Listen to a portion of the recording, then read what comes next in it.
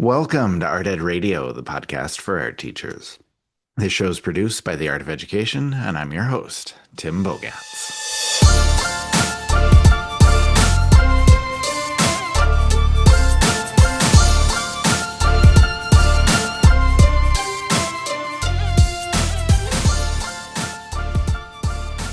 Let me start today with a maybe strange question.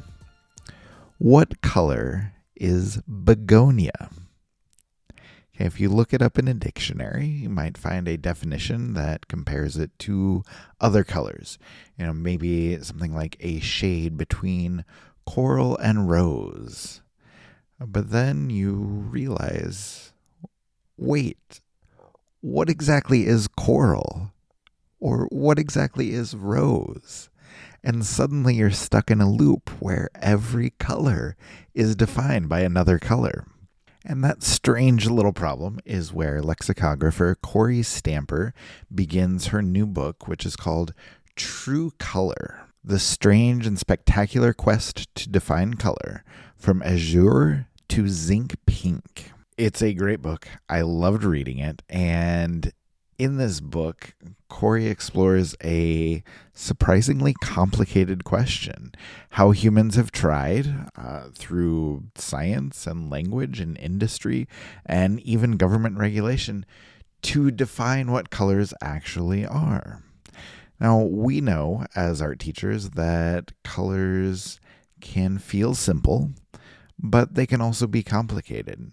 And especially the moment we try to pin it down, when we try to define it, color becomes wonderfully complicated.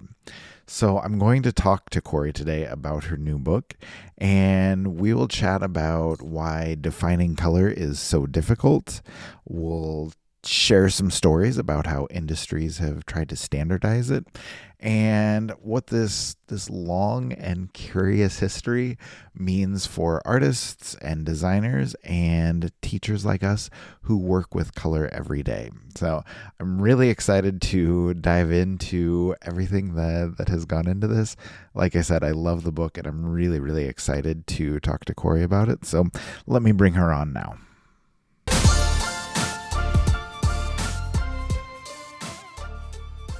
Me now is Kory Stamper. Kory, thank you so much for coming on the show. How are you? I'm good, Tim. Thanks so much for having me. Yeah, I'm really, really looking forward to the conversation. As I said in the introduction to the episode, I love the book, but I would love to, if you don't mind, just begin with an introduction. Can you share with our audience whatever you want them to know about you or your work, and especially the new book? Sure. So I am a lexicographer, and that's a person who writes and edits dictionaries for a living. It is a job. There's not many of them left, but it is a job. Um, and I am not an artist. So I was very interested in color definitions and color. I got into that through the dictionary side of things. So I have written this book, True Color, that focuses on this one particular period of time to tell the story of how we have tried to describe colors, normalize colors, deal with colors in our everyday life. Yeah, and I'm enjoying being a color nerd. Well, that's good. That's why I wanted to have you on, because I am a color nerd as well. So I'm very excited about this. And, every time we do color theory episodes, people love them. And so I was glad that we could bring you on. But I need to know, like, what first pulled you into the rabbit hole of color definitions? Like, how did you come across that? And then can you talk about how you went from, what seems like something really small, just like the definition of a color. Like, how do you go from writing that definition to writing an entire book about how we define color? Yeah. So I got sucked in, and it was an active force that pulled me in when I was working at Merriam-Webster, and we were in the middle of taking our unabridged dictionary, Webster's third New International Dictionary, and putting it online. And my job as an editor was to go through and compare what was in the print version to what was online, just to make sure everything rendered correctly. And as I was proofreading, I ran into some of these color definitions that just were kind of out, just not even bananas, but just took my conceptions of what color were and basically shifted them about 15 degrees off center. So everything's like, what? Um, and I found these definitions and was just taken with them. They were so evocative and so interesting. And I kind of, as a lexicographer, understood what they were trying to do, but they were not doing it the way that they should be doing it. So I wanted to find out more about the people who wrote these definitions. So I started researching in the Merriam-Webster files, and I discovered that the people who wrote these definitions weren't on staff. They were scientists who were out in the world. And that got me sort of pulled then into color science, which then got me pulled into, color perception, color theory, application of color, commercial color. It's really, if you like color, that it really is just you touch one thing and it just ripples out into everything else around you. And so that's what got me. I was so interested in how all of this fit together and sort of how all of these different threads, color science and color theory and war and love and the color sea pink, how all of these things kind of coalesced and met on the page of a dictionary in these weird little definitions. That's what the impetus for the book was.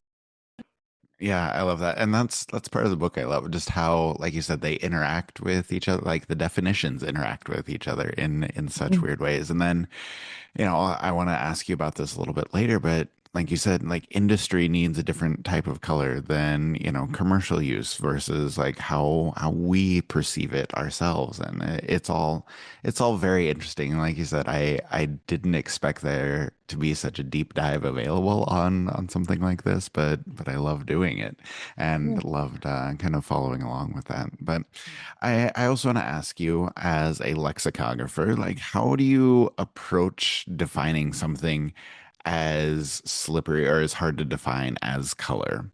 And I guess the second part of that, are there particular colors that are especially difficult to deal with? Or are there colors that I don't know, are there lexicographer parties where you get together and argue about these things? Like how are there colors that, people talk about more than others? Yeah, there are lexicographer parties, and we do argue about things like this. Very small, very nerdy group. So the way that most definitions for anything are constructed is you have sort of this core category term that you use to define whatever thing you're defining. And then you add on descriptors either before it or after it. So the thing about defining color is for a lot of colors, we automatically, as color viewers and people that deal with color, kind of do a little bit of that already. If I say, what color is scarlet? You'll say, oh, it's a really vivid red. And that's a definition. You've taken a modifier, vivid, you've put it with this core color category, red. And for all of these thousands of color names, you can do that. But the hardest ones to define are these core color names. So how do you define red or blue or green, yellow in a way that satisfies scientists, which usually involves numbers, nanometers, and talk about, specular reflectance and things like that, and in a way that satisfies the lay reader who is probably not looking up the color red or the word red because they don't know what it means, Right. but because they want a little bit of that sciencey information, but not too much. And then you have to think about who the audience for that definition is. So if I'm writing a dictionary for people who are learning English as a foreign language, I'm not going to go into science because that's not appropriate. They're not going to know the word nanometer probably. So then I have to find a way to talk about what red is in a way that's not as specific as this is what the nanometer measurement of the wavelength that we Right. perceive as Right. red is. But it's also culturally relevant. So saying that, red is the color of blood is usually how we phrase things, Yeah. is really difficult because some other countries, cultures, languages don't call blood a color that we would translate as red. Okay. So, right? So those core colors are always the hardest ones to define. Yeah. And they're hard to define because the way we use them, if you sort of overlap English use with scientific colorimetric measurement, it's not a one-to-one ratio. It's a little sloppy, and that doesn't make anybody happy. Right. Right. One of the color terms or color names that immediately starts an argument among lexicographers is aqua or turquoise. Oh, okay. Because, right? Is it a greenish blue or is it a bluish green? Yeah. Because the way that your brain processes that is whichever one gets the ish is the less dominant color, Okay. Okay. and whichever one is the core color is sort of the pocket that you put it in. Aquas and turquoises are this big swath of colors between blue and green, and the boundaries of that get really fuzzy really quickly. Okay. Yeah. But if I say that turquoise is a greenish blue, people will argue with it, say, no, it's more of a green. Yeah. And if I say turquoise is a bluish green, people say, no, it's more of a blue. So the turquoises and aquas are always, no one's ever happy with their definition. Even if you say a green blue, people will argue and say, no, that's a blue green. I love it. Well, and I love how you're like the big argument, and all of a sudden I'm like, yes, I'm just so invested. Let's go Right. on with that. And you immediately have an opinion too. You're like, absolutely. I one of those is feel it's greenish blue, but I know yeah. somebody listening is like, Tim, no. How can you think that? So, Exactly. yeah. So, and I guess that is a good segue into my next question, because I'm just thinking about how, as humans, we perceive color very inconsistently.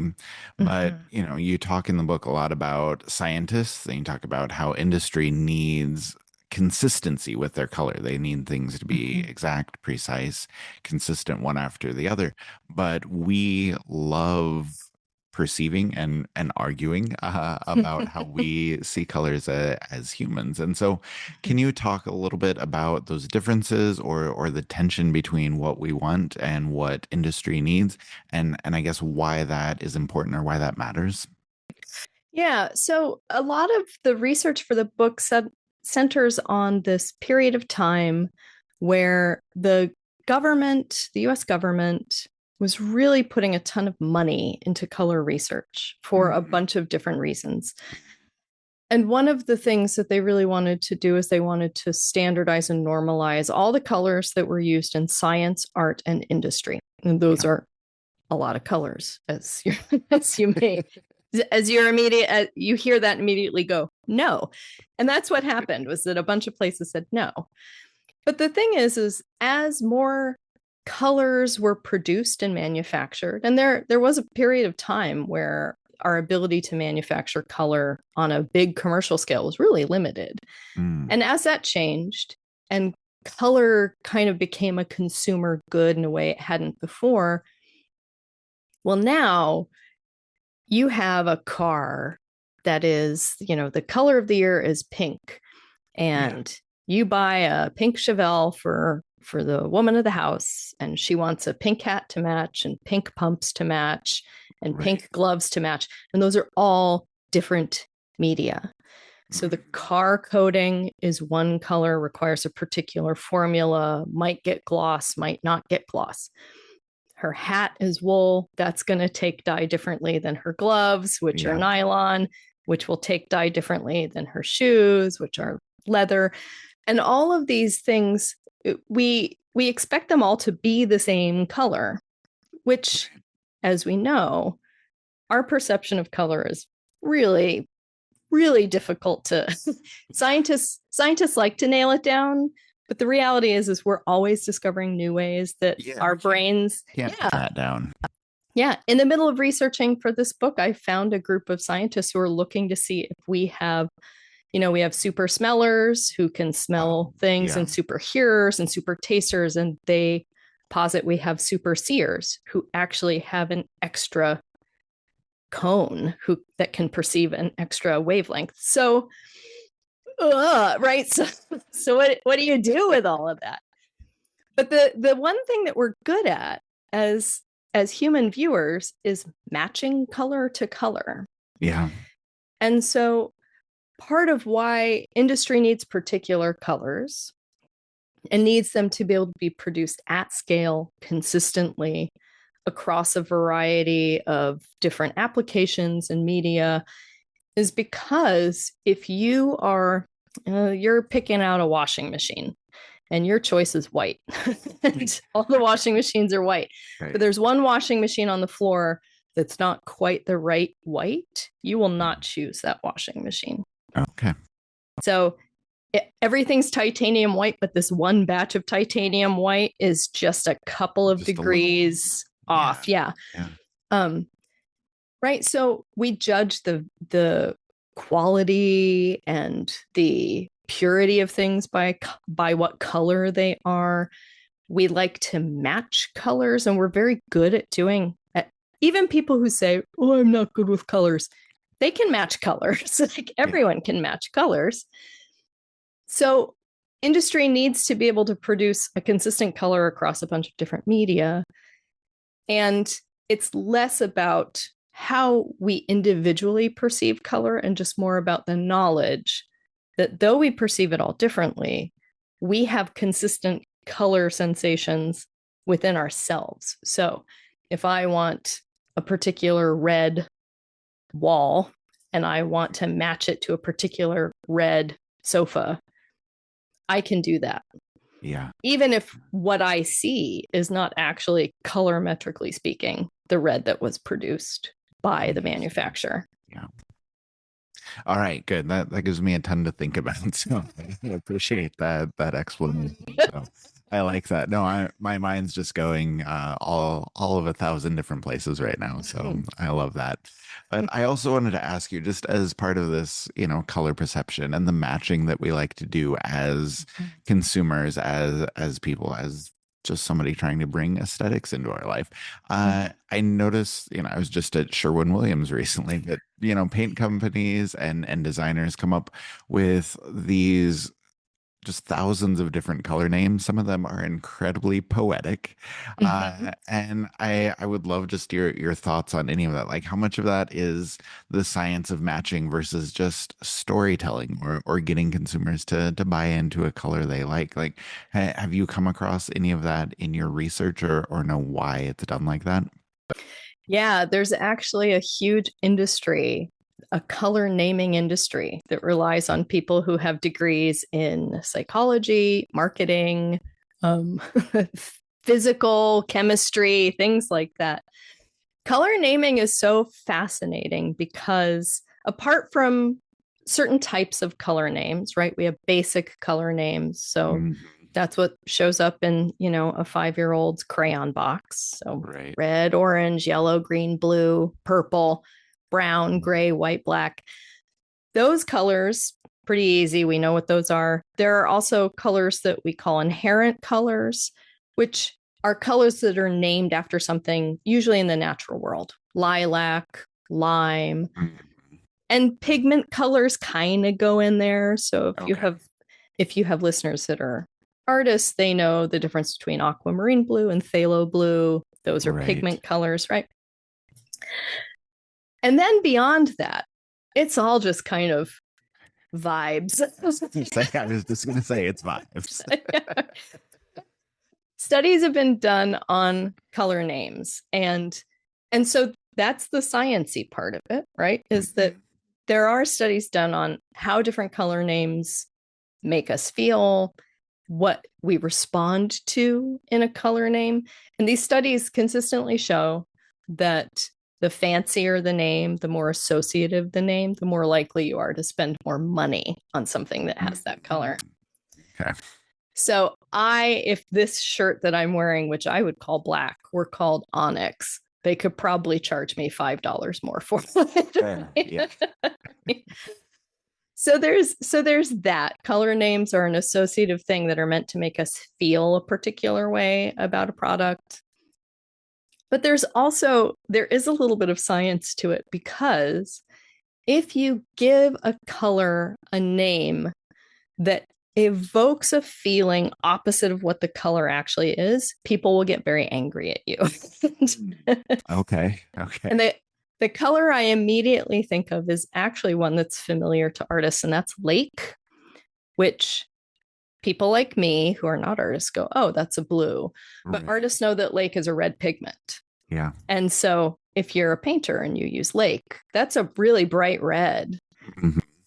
And if you name something that is not a paint lake and it's bright red, people get very upset, because my association with lake is it's blue or it's aqua or it's not red, whatever that is.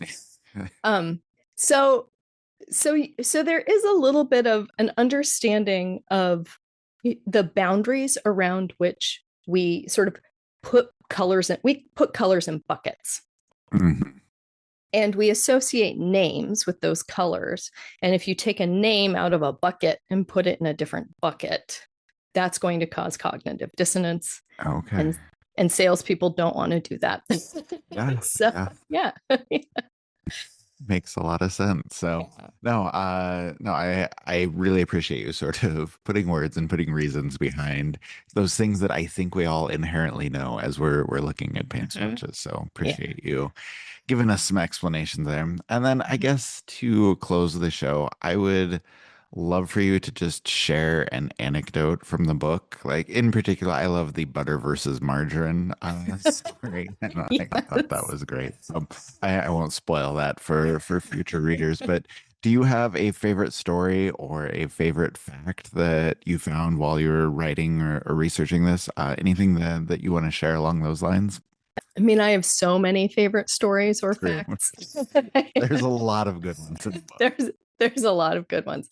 I think along the butter line, I would like to share, this is probably not a great thing to end on, but I'd like to share the story of puke with everyone. Please go on.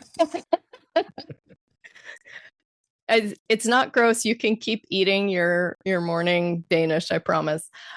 Puke, Puke, it's an old word. And before it was the word that we think of now, it was actually a word that was used to describe like a fine woolen cloth that was a reddish brown, which meant that in the 1600s, the word puke came to refer to this reddish brown that was associated with luxury, it was associated with money. Puke shows up in Shakespeare in puke stockings, which is referring to, it's one of these Shakespearean insult pile-ons where Shakespeare's, calling someone an idiot for 6 lines, and he talks about someone who's puke stockinged as a way of saying like you're moneyed but also kind of an idiot. Puke for a long time had that connotation, and this connotation of luxury, of money, and was associated with a reddish brown. Until another word, puke, spelled the same way, not related, came to refer to effluvia, to upchuck. And when that entered the English language, puke as a color name dropped out of use entirely, immediately, and got resurrected as a different color. So now, if you ask someone what color is puke, they will give you a number of colors in the yellowish green bile range. Because the association is so strong, it has overwritten hundreds of years of history in our minds. Yeah. So puke is two color names that sit on two opposite sides of the color spectrum. And that's just because of the power of associative thinking and language in our brains. Yeah, I love that. No, that's very illustrative, and I like that a lot. So, all right, well, Kory, thank you so much for talking to me about all of this. Thank you for all of the work that you put into the book. I loved it. Before we Thank you. go, can you tell everybody again the title of your book and the best place for them to find it? Absolutely. The title of the book is True Color: The Strange and Spectacular Quest to Define Color from Azure to Zinc Pink. And you can find it at most bookstores. I like going to bookshop.org, but go wherever books are sold. Perfect. All right. Thank you very much, Kory. It's been great talking to you. Thank you. Thank you so much to Kory for coming on. And if our conversation today sparked even a little curiosity for you, I definitely recommend checking out True Color. We just talked about where you can find that. But I think it is such a fun read, and I think what makes it so engaging is just that it takes something we all think we understand pretty well, okay, which is color, and it sort of exposes or reveals how strange and complicated and even how funny it can become when we try to define it.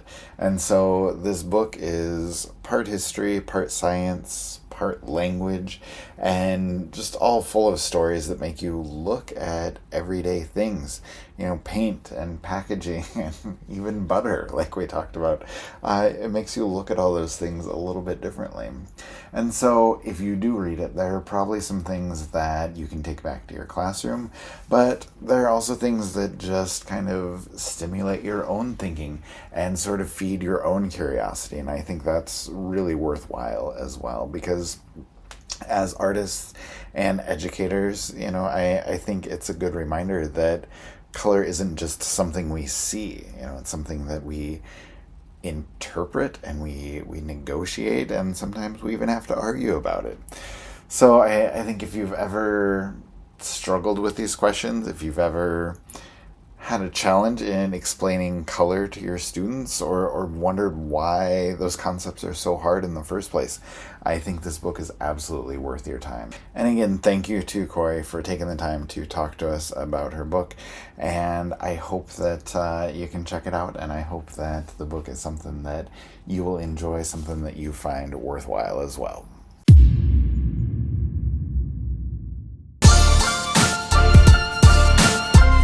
Art Ed Radio is produced by the Art of Education with audio engineering from Michael Crocker. Thank you for joining us for today's episode. We hope it was helpful for you. And if you know someone else who might be helped with the information on this episode, we would love for you to share it with them. We also appreciate all of the ratings and reviews that listeners leave for us. So if you have a few seconds to give us a 5-star rating, or even leave a review on Spotify, Apple Podcasts, or wherever you listen, we would love to see it. We appreciate all of our listeners, and we will talk to you again next week.